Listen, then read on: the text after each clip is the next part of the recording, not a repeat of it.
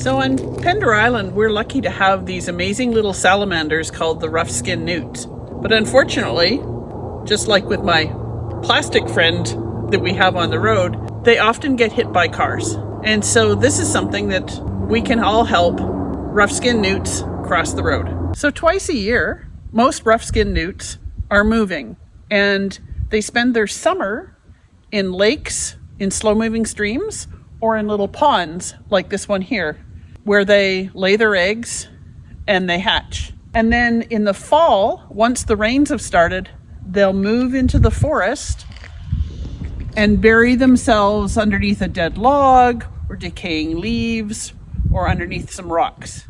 In the spring, they'll reverse that movement and they'll be heading back into those ponds. So those are the 2 times of the year when they're really vulnerable. And they make their movements mostly, particularly in the fall and the spring, when it's raining out or it's quite moist. Amphibians breathe through their skin and they need a very moist environment.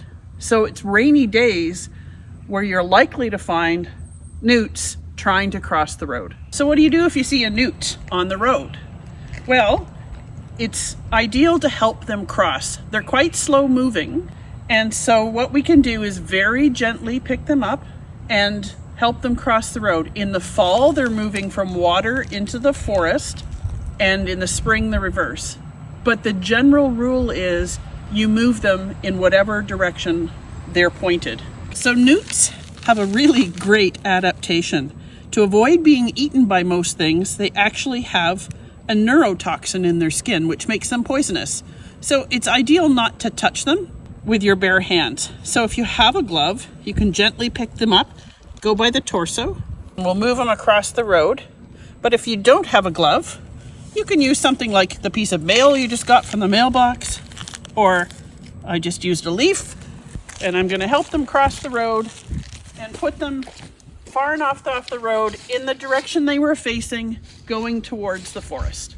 There's one other way you can help. We're trying to identify the hot spots where newts are trying to cross the road, so we can try and fix the problem areas. And the way you can help is if you use the iNaturalist app on your phone, which is a free app.